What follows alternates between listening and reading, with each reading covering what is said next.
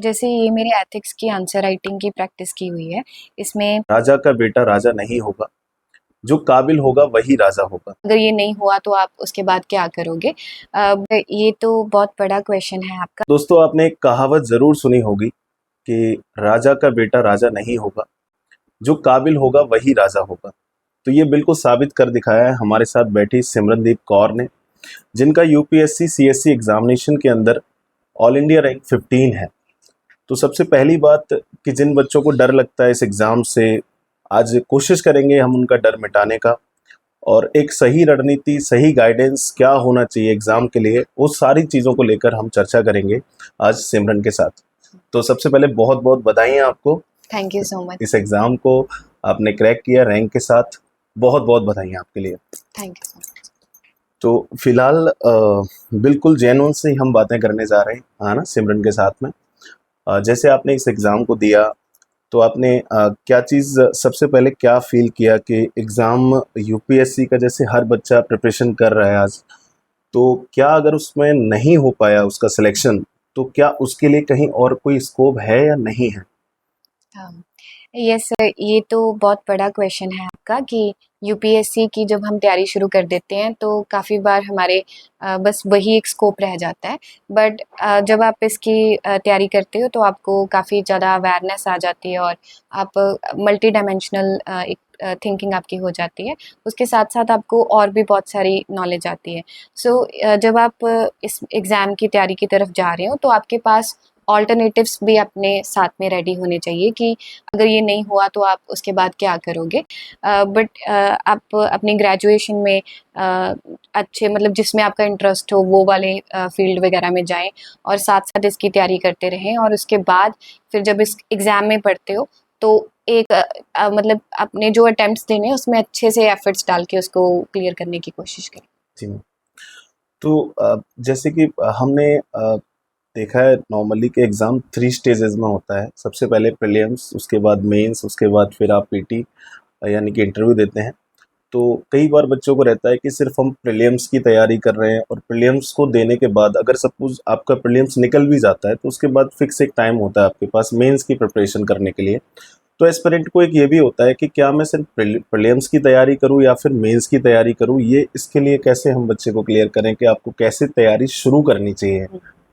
से सबसे पहले यूपीएससी की जब हम तैयारी शुरू करते हैं तो उसका बहुत सारा जी। पोर्शन मेंस पे होना चाहिए। जी। मतलब प्रीलिम्स जब आप लिखने जा रहे हैं उससे पहले आप मेंस के लिए रेडी होने चाहिए। जी। मेंस के सिलेबस को देख के उसके बाद उसमें एक ऑप्शनल सब्जेक्ट होता जी। है, आपका वो डिसाइडेड होना चाहिए और उसमें आपको ऑप्शनल के सब्जेक्ट की पहले से अच्छे से तैयारी होनी चाहिए। जी। आंसर राइटिंग करने के बाद और पीवाईक्यूज देखने के बाद फिर आप प्रीलिम्स के लिए तैयारी करते हैं। इंटीग्रेटेड भी होती है और उसकी स्पेसिफिक भी होती है। फिर आप प्रीलिम्स देने के बाद जो 2 महीने होते हैं उसको अच्छे से यूटिलाइज़ कर पाओगे। उसमें हम सिर्फ रिवीजन और more and more answer writing और पीवाईक्यूज ये सब चीज़ें ही कर पाते हैं। जी। कुछ नया कंटेंट इंक्रीज़ करने के लिए टाइम नहीं होता। जी। वो जैसे कि आपने जब प्रीलिम्स दिया तो आपका सीसेट भी अच्छे नंबर से क्वालिफाइड रहा होगा। उसके बाद फिर आपका जो जीएस का पेपर था वो भी अच्छा रहा होगा। तो ऐसी कोई स्पेशल आपने कोई रणनीति इसके लिए बनाई थी कि प्रीलिम्स के लिए, कि मुझे क्लियर था कि प्रीलिम्स मैं कर लूँगी और मेंस के लिए फिर मैं किस तरीके से अपने आप को रेडी करूँगी? तो इसको कोई लिए आपने कोई टाइम ऐसा रखा हो स्पेसिफिक कि मुझे इतने टाइम में प्रीलिम्स की तैयारी करनी है, इतने टाइम में मेंस की तैयारी करनी है, कैसे आप करते थे? जी सर, जैसे उसके लिए जो मेरा पहले साल वाला प्रीलिम्स था वो वो मेरा क्वालीफाई नहीं हो पाया था। तो वहाँ से उसके बाद वाले जो प्रीलिम्स थे वो क्वालीफाई हो गए थे। सो उसके लिए यही चीज़ें हैं कि हर एक सब्जेक्ट की एक-एक बेसिक सोर्स है, स्टैंडर्ड सोर्स है। जैसे पॉलिटी के लिए लक्ष्मीकांत, जी। मॉडर्न हिस्ट्री के लिए स्पेक्ट्रम, वही कुछ-कुछ बुक्स हैं, उनको बार-बार रिवाइज़ करना है। रिवीजन के बाद आपको उसी सब्जेक्ट के पीवाईक्यूज़ लगाने जी। और पीवाईक्यूज़ से आपको पैटर्न पता चलता है, आपको ये पता चलता है कि कितना तैयार करना है और उससे कॉन्फिडेंस भी इंक्रीज़ होता है। जब आप जी। पीवाईक्यूज़ लगाते हो तो आपको पता लगता है कि इस सब्जेक्ट में इतना हमें तैयार करना है। जी। इकोनॉमिक्स के क्वेश्चंस पता लगते हैं कि वो कंसेप्चुअल क्लैरिटी के लिए जी। कंसेप्चुअल क्लैरिटी होनी चाहिए। ज्योग्राफी के क्वेश्चंस में आपको मैपिंग वगैरह। सो ऐसे आपकी जीएस की तैयारी with help of multiple revision and PYQs and उसके बाद जब हम मॉक टेस्ट लगाते हैं, जी। उसके बाद टेस्ट को एनालाइज करने के बाद आप उसको इम्प्रूव करते हैं। जी। और दूसरा आपने पूछा सी सैट। हम्म। सी सैट के लिए मैंने पीवाईक्यूज पे ही ज़्यादा फोकस किया।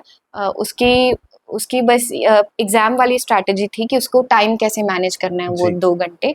उसमें सबसे पहले रीडिंग कॉम्प्रिहेंशन कर लिए पहले राउंड में, दूसरे राउंड में वही क्वेश्चन सॉल्व किए जो मतलब जल्दी सॉल्व हो रहे हैं, जी। तो ज़्यादा से ज़्यादा सॉल्व करने की हम्म। कोशिश करी। हम्म। एटलीस्ट 50 से 55 क्वेश्चंस पेपर में अटेम्प्ट करने हैं, मतलब मैंने ये जी। सोचा था सी सैट के लिए, जी। ताकि वो क्वालिफाई हो जाए। जी।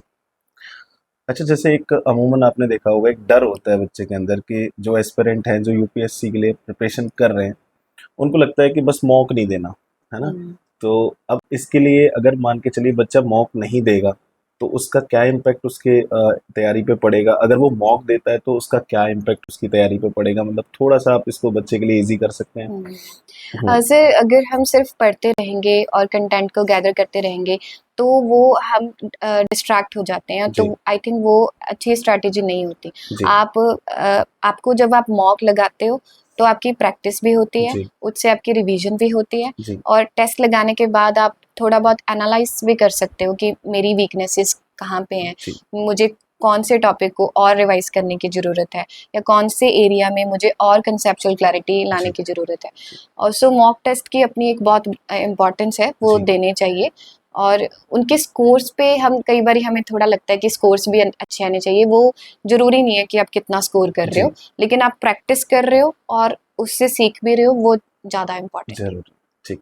तो जैसे अभी आपने जब प्रीलिम्स दिया, फिर आप मेंस में गए, तो GS 1, GS 2, GS 3, GS paper 4, अक्सर कर बच्चों के माइंड में होता है कि हम एथिक्स के लिए स्पेशली, या एथिक्स एंड इंटीग्रिटी के लिए स्पेशली कहीं किस चीज़ को फॉलो करें या कहाँ से फॉलो अप लें? तो उसके लिए आप कोई सटीक इनको गाइडेंस कर सकते हो कि जीएस पेपर 4 के लिए आपने ओके, कैसे किया चीज़ों को? ओके। हुँ। सर, जीएस 4 जो पेपर है एथिक्स का, वो मतलब कि काफ़ी ऐसा है कि वो प्रैक्टिस के साथ आपका इम्प्रूव होता जी। है। जीएस 4 का सिलेबस गिवन है, कीवर्ड्स वगैरह सिलेबस में ही गिवन है। जी। आप सबसे पहले तो सिलेबस को पीवाईक्यूज के साथ मैप कर लो कि जी। इस पर्टिकुलर टॉपिक से ऐसे-ऐसे क्वेश्चंस आ रहे हैं। जी। तो उसके बेसिस के आपके बेसिक नोट्स आपके वो अपने हैंड रिटन भी हो सकते हैं, किसी टॉपर के भी हो सकते हैं। जैसे ये मेरे एथिक्स की आंसर राइटिंग की प्रैक्टिस की हुई है।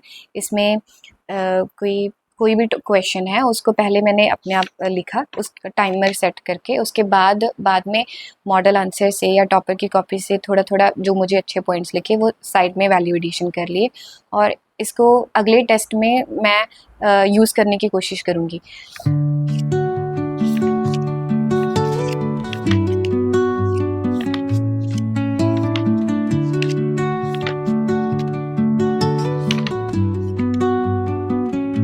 जी। और अच्छी-अच्छी एग्ज़ाम्पल्स वो न्यूज़पेपर से उठाई जा सकती हैं, जी। टॉपर की कॉपीज़ से उठाई जा सकती हैं। और आप मतलब कि एक लिस्ट तैयार कर लो कि कुछ सोशल वर्कर्स की, स्पोर्ट्स पीपल की, या जो अच्छे ऑफ़िसर्स हैं उनकी, जी। वो सारा मटीरियल तैयार करके उसको आप अपने आंसर्स में यूज़ करें। जी। और जितना आप उसको प्रैक्टिस करेंगे, उतनी आपकी वो वोकैब्युलरी और जो एथिकल केस स्टडीज़ भी हैं और एथिकल क्वेश्चंस भी हैं, उनको आपको सॉल्व करना आ जाएगा। जी। जैसे आपने कहा कि बच्चे को ये बात मेक श्योर करे कि वो जो ऑथेंटिक पर्सनैलिटीज़ हैं या फिर जो हाल-फिलहाल में जो चीज़ें चल रही हैं उनके हुँ, बारे में ज़्यादा उनको नॉलेज रहे। जी। तो इसके लिए स्पेसिफिकली कोई न्यूज़पेपर आप बच्चों को गाइड करें जिसमें कि वो उस न्यूज़पेपर का फ़ॉलो अप कर सकते हैं, या हुँ। फिर कोई स्पेसिफिक कोई मैगज़ीन्स ऐसी आपने पढ़ी हों? अ, ओके सर, जैसे न्यूज़पेपर तो the Hindu, the Indian express, ये 2 न्यूज़पेपर हैं अच्छे, वहाँ से कुछ भी चल रहा है, चाहे वो करंट इश्यू भी है, उसको एथिकल लैंग्वेज से आप यूज़ कर सकते हो। न्यूज़। और कुछ भी न्यूज़पेपर, उसको आप अपने ऑप्शनल में भी, जी। जीएस में भी आप उसको as a value addition use कर सकते हो। जी। न्यूज़पेपर बहुत अच्छा सोर्स है। दूसरी, आपके पास अगर कोई मैगज़ीन आपको मिल भी रही है, कोई कंपाइलेशन होती है हुँ। इंस्टीट्यूट वाली, हुँ। वहाँ से आपको जो-जो आपको समझ में आ रहा है और हुँ। आपको लगता है कि ये काम का है और मैं इसको याद कर पाऊँगा या जी। कर पाऊँगी, वहाँ से उठा सकती हूँ। बाकी और जैसे कुछ अच्छी वेबसाइट्स भी हैं, नीति आयोग के डॉक्यूमेंट्स हैं, या कुछ आपको जैसे एक बेटर इंडिया करके कोई मतलब काफ़ी सारे ऐसे हैं जहाँ से आपको अच्छी-अच्छी एग्ज़ाम्पल्स मिल सकती हैं। जी। जी। जी।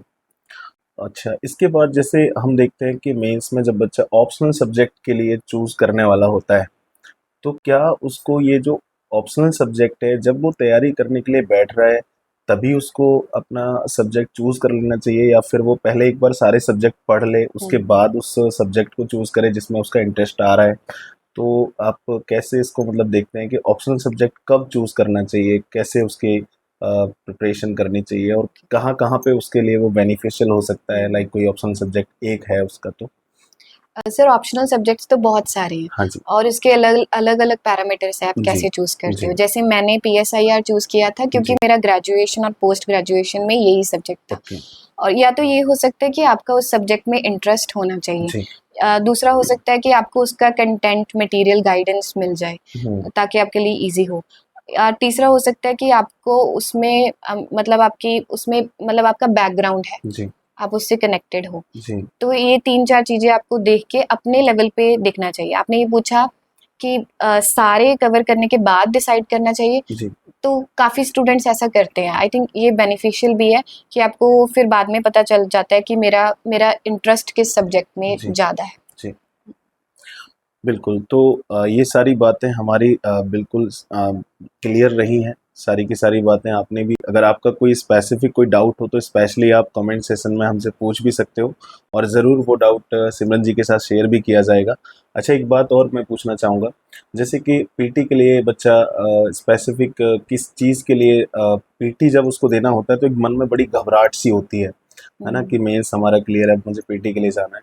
तो क्या स्पेसिफिक कोई ड्रेसिंग सेंस या इसके लिए कुछ ऐसा वो करे कि जिससे उसका लैंग्वेज का कोई अंदर इफेक्ट पड़ता हो, है ना? कि अगर वो चाहता है कि रूरल लैंग्वेज में, अगर मैं जैसे सपोज हम पंजाबी लैंग्वेज में देना चाहते हैं तो कोई इंग्लिश में दे रहा है या फिर कोई हिंदी में, इसका कोई फ़र्क होता है वहाँ पे इंटरव्यू टाइम पे? सर लैंग्वेज आप अपनी कंफर्टेबल कोई भी चूज़ कर सकते हो। हुँ। और इसमें इंटरव्यू की तैयारी में आपको अपना एक डैफ अच्छे से प्रिपेयर करना है। उसमें आपकी सारी एजुकेशनल बैकग्राउंड, आपकी हॉबीज़, आपके इंटरेस्ट, आपकी स्पोर्ट्स, वो सब कुछ है, उसको तैयार करना है। और न्यूज़पेपर को रीड करना है और स्पीकिंग की प्रैक्टिस आप कर सकते हो बाय गिविंग मॉक्स और ग्रुप डिस्कशंस, जी। पीयर ग्रुप, ऐसा करके आप कर सकते हो। जी। बहुत-बहुत थैंक यू सो मच आपका। थैंक यू बहुत-बहुत बधाइयाँ आपको। थैंक यू ठीक है, सर। आप आगे चल कर के एक बहुत अच्छे ईमानदार अफ़सर बने और थैंक यू देश सर। की तरक्की में ज़रूर आप काम आ सकें, और आपको देखकर बहुत सारे बच्चे आज इंस्पायर हुए होंगे। तो देखो, मैंने जैसे शुरू में कहा था कि जिसके अंदर योग्यता होगी, वो अपने आप को बहुत कहीं ऊँचा देखेगा।